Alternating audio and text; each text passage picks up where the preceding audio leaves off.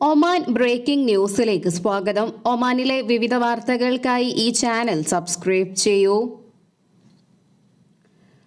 ഒമാന്റെ ആകാശത്ത് വീണ്ടും ഉൽക്കാവർഷം എത്തുന്നു. ഏറ്റവും ആകർഷകമായ ഉൽക്കാ പ്രദർശനം എന്ന് വിളിക്കപ്പെടുന്ന ജെമിനിഡ് ഉൽക്കാവർഷം ഈ മാസം 13-14 തീയതികളിൽ ഉച്ചസ്ഥായിയിലെത്തുമെന്ന് ഒമാൻ ജ്യോതിശാസ്ത്ര സൊസൈറ്റി അംഗം റയാൻ ബിൻ സയ്യിദ് അൽ റുവൈഷ്ദിയെ ഉദ്ധരിച്ച് ഒമാൻ ന്യൂസ് ഏജൻസി റിപ്പോർട്ട് ചെയ്തു. വെള്ളിയാഴ്ച അർദ്ധരാത്രിയിലും ശനിയാഴ്ച പുലർച്ചെയും ജെമിനിഡ് ഉൽക്കാവർഷം കാണാം. എല്ലാ വർഷങ്ങളിലും സംഭവിക്കുന്ന ഈ ഉൽക്ക മഴയ്ക്കായി കണ്ണിമ ചിമ്മാതെ കാത്തിരിക്കുകയാണ് ലോകം. എങ്കിലും പൂർണ്ണചന്ദ്രൻ കാരണം ഈ വർഷത്തെ ഇവന്റ് വെല്ലുവിളിയായി മാറിയേക്കാം. സെക്കൻഡിൽ 35 കിലോമീറ്റർ വേഗതയിൽ ധാരാളം ജെമിനിഡ് ഉൽക്കകൾ വർഷിക്കും. ഉൽക്കകൾ കണ്ടെത്താനും കണ്ണുകൾക്ക് ഇരുട്ടിനോട് പൊരുത്തപ്പെടാനും കണ്ണുകൾക്ക് കുറഞ്ഞത് 30 മിനിറ്റെങ്കിലും നൽകേണ്ടത് അത്യാവശ്യമാണ്.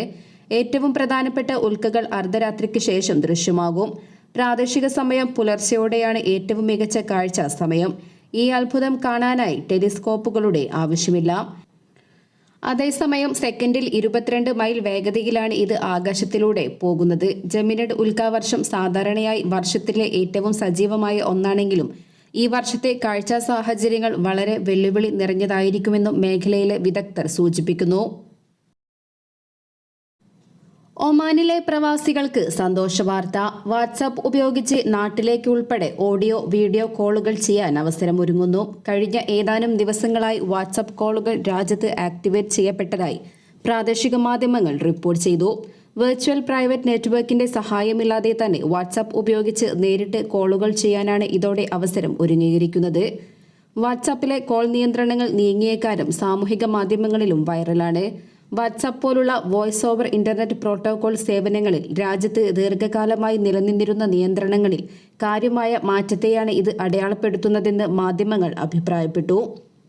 നാട്ടിലേക്ക് വാട്സാപ്പ് ഉപയോഗിച്ച് എളുപ്പത്തിൽ കോളുകൾ ചെയ്യാൻ ലഭിച്ച സൗകര്യത്തിൽ പ്രവാസികൾ വലിയ ആവേശത്തിലാണ്. കൂടുതൽ ചെലവില്ലാതെ ഇന്റർനെറ്റിന്റെ മാത്രം സഹായത്തോടെ ദൂരദിക്കുകളിലുള്ളവരുമായി ആശയവിനിമയം നടത്താൻ ഇത് ഏറെ സഹായിക്കുമെന്നും പറയുന്നു. സാങ്കേതിക തടസ്സങ്ങളൊന്നുമില്ലാതെ നല്ല രീതിയിൽ വാട്സാപ്പ് കോളുകൾ പ്രവർത്തിച്ചതായും അഭിപ്രായപ്പെട്ടു.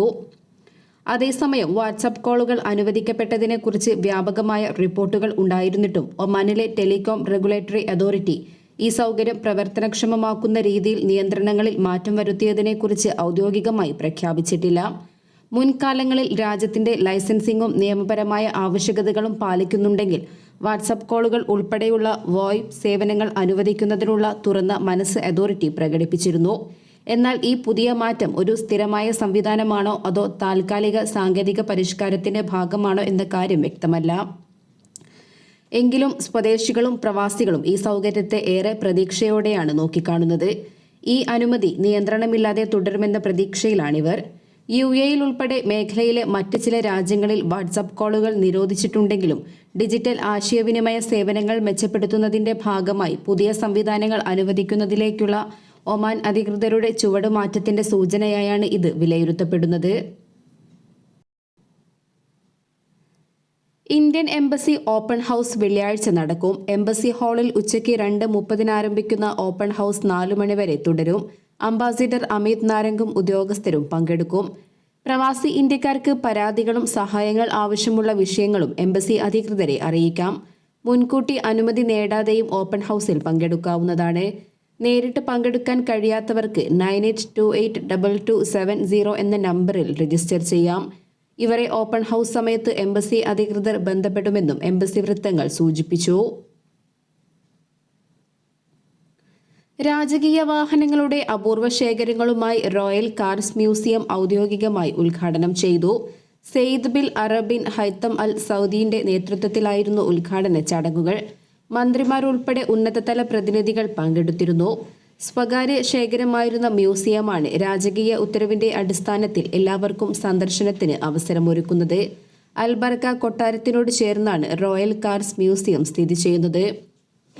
അപൂർവ സ്പോർട്സ് കാറുകൾ, ക്ലാസിക് കാറുകൾ തുടങ്ങിയവയുടെ ശേഖരം തന്നെയാണ് റോയൽ കാർ മ്യൂസിയത്തിൽ സന്ദർശകരെ കാത്തിരിക്കുന്നത്. 130 വർഷം വരെ പഴക്കമുള്ള വാഹനങ്ങളും ഇതിൽ പ്രദർശനത്തിലുണ്ട്. വർഷങ്ങളോളം ഏറെ ശ്രദ്ധാപൂർവം സംരക്ഷിച്ചു പോന്നവയാണ് ഇവ. മൺമറഞ്ഞ സുൽത്താൻ ഖാബൂസ് ബിൻ സയ്യിദ്, സുൽത്താൻ സയ്യിദ് ബിൻ തൈമൂർ, സെയ്ദ് താരിഖ് എന്നിവരുടെ സ്വകാര്യ വാഹനങ്ങളായിരുന്നു ഇവകൾ. സുൽത്താൻ സയ്യിദ് ബിൻ തൈമൂറിന്റെ 2 കാറുകളിൽ നിന്നാണ് ശേഖരം ആരംഭിക്കുന്നത്. കാലക്രമേണ അപൂർവവും ആധുനികവുമായ കാറുകൾ കൂടി എത്തിയതോടെ ഈ ശേഖരം വളരുകയായിരുന്നു. 2012 ഒരു പ്രത്യേക കെട്ടിടം രാജകീയ കാറുകളുടെ സംരക്ഷണത്തിനായി സ്ഥാപിച്ചത്. ഇതുവരെ മ്യൂസിയത്തിലെ സന്ദർശനം രാജകീയ അതിഥികൾക്ക് മാത്രമാണ് അനുവദിച്ചിരുന്നത്.